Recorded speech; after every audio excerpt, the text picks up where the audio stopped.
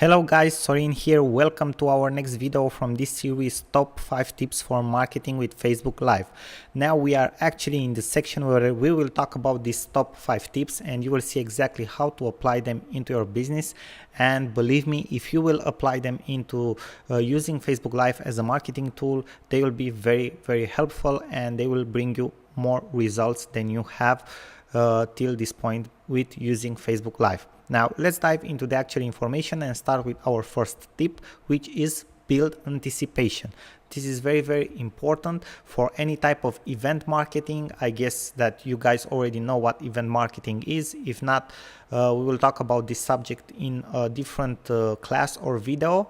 But the idea is that event marketing, it's when you want to launch a product or something like that, and you create and all your marketing strategy, it's centered around an event. Okay, you treat that product launch like an event. How Apple practically launches its new iPhone every year, and that is an event marketing because everybody is looking forward to the launch. Okay, to the launch date, to the event date, and practically that's how their whole marketing strategy is built around their new iPhone product launch.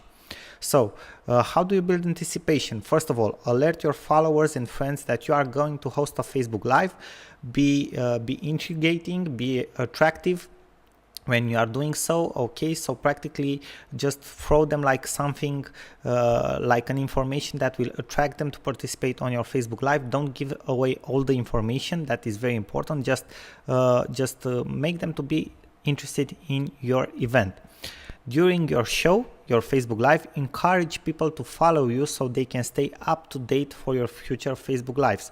So after you create your first Facebook Live, practically recommend to people to subscribe to your let's say channel, Facebook Live channel. Okay, recommend them to become your follower because you will host other Facebook Lives in the future that are very interesting and beneficial for them. Soon, very soon, as we have already talked, you will be able to pre-schedule your Facebook Live, which is actually very cool. This will help you a lot with building your anticipation because by pre-scheduling you can practically announce people, invite them to participate to your Facebook Live, and it's a very cool feature that will be very helpful for everybody. Now, tip number 2, prepare your Facebook Live. This is very important before any type of event, webinar, course, or everything that you do. Okay, public speaking, a speech, anything, you need to prepare that event. It's the same thing for Facebook Live. Okay, so be attentive at your surroundings and background. Given the fact that you will be on video and on camera, try to minimize noises that are around you so people can practically understand you and practically get rid of any type of distractions. Okay, so minimize any type of distractions, get rid of them if you can. See if it's better to hold the phone yourself. This is very important because you will use a tablet or a phone and you will very likely film yourself, and you have to see if it's better to hold the phone yourself or if you need to use a mount or somebody else's help, so you can practically ask somebody to film you. Okay, for example, for my iPhone I bought like a very small mount. It's somewhere at I don't know, $7 or something like that, so it's not a big deal. It's a very small investment if you want to buy yourself a smartphone mount. This is very important. A lot of people do not take this in consideration. Be sure that you are in a spot with strong internet connection, because if you are not in a spot with strong internet connection, the chances that your Facebook Live will go down or you will get connection problems will be very big. So be sure to make tests before to see if the internet works very well in the spot where you are, especially given the fact that you will use your mobile phone and probably your telecommunications connection. Okay, so your telecommunication internet. You won't use your usual internet that you have for your laptop or for your desktop PC or so on. You will use your practically your smartphone internet. Tip 3, be very interactive. So users and viewers are allowed to comment on your live streaming, as you already know. Profit from that. Be sure to start your streaming with a smile and create a natural, friendly environment for your viewers. This is very important. They need to feel like they belong there. Okay, they to feel like they are home. They need to feel like they know you for a lifetime. They need to feel like it's something that it's natural and that they get value and they get entertained through your Facebook Live. Give thanks to everyone for joining you. You can even call out some names that you see in the comments. As you already know, the most beautiful thing that a human being can hear during his lifetime is his own name all the time. By hearing his own name, he will feel very, very appreciated, okay? And also we need to give thanks because people are actually taking a part of their time to be there and watch our Facebook Live. So indeed, we actually really have to give thanks to everybody for joining us on a Facebook Live, because they practically are giving a part of their time to us. Interact with your audience, ask them questions, reply to their comments, and don't forget to thank them at the end of your streaming. So it's very important to interact with them, ask them questions, reply to all of their comments. If they have answers, you can also have, like on webinars, a questions and answer section at the end of your Facebook Live, and reply to everybody's questions, to those that you think are asking questions of a general interest, and so on. Okay, just interact with them.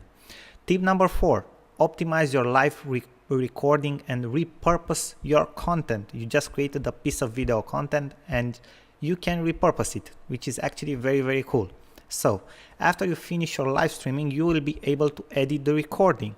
You probably didn't know that, but your recording will be posted in the place where you hosted the live streaming, and you can edit the post like any other post on Facebook. Just go to the post that shows you the recording and you will have the option to edit it. You can afterwards improve your metadata for the post, also change the thumbnail for your video if you think that is necessary, add a better description, add a better title, and so on. So you can even change the date and location for your video and add it to a category if you think it's needed. Repurpose your recordings by transforming it in a YouTube video or a blog post. These are just examples. You can even create an online course out of it if you want to. I'm just giving you out some examples. But now you have a piece of valuable content. If you think indeed that it has a lot of value, you can actually repurpose it afterwards. Tip number 5. This is the last one, but not the least important. Choose the right timing and analyze your results. Every time you are doing something, try to analyze your results, because that's the only way you can see what worked and what didn't, and you can optimize to get better results in the future, to become better. So if you have to do your Facebook Live during work hours in the middle of the week, try to do it anywhere between 1 p.m. and 3 p.m. because usually at that time people at work have a lunch break and they can probably watch some minutes from your Facebook Live or can follow you throughout your Facebook Live. Otherwise, you can schedule your Facebook Live anytime from 6 p.m. to 9 p.m. But I would even go for after 7:30 p.m. in the evening, because people already reach their homes by that hour, okay? Some people go from work at 6 p.m. and they might be in traffic if you started at 6 p.m. Sharp. So if you are going for after 7 p.m. o'clock is the best, I think. Try to go longer than 10 minutes. Even Facebook recommends that. And I've told you before that you can go as long as for 90 minutes, but at least 20 minutes seems to be the magic number, okay? Practically it makes the watch click, okay? It makes everything work. So 10 minutes of valuable content, engaging content, interactive content will bring you a lot of benefits from using Facebook Live. Now the last thing, analyze your results. You have the option to do that. You can see how many minutes are viewed, how many videos were viewed, how many people were reached with your Facebook Live, how many unique viewers you had for your Facebook Live, and how many reactions and comments you have.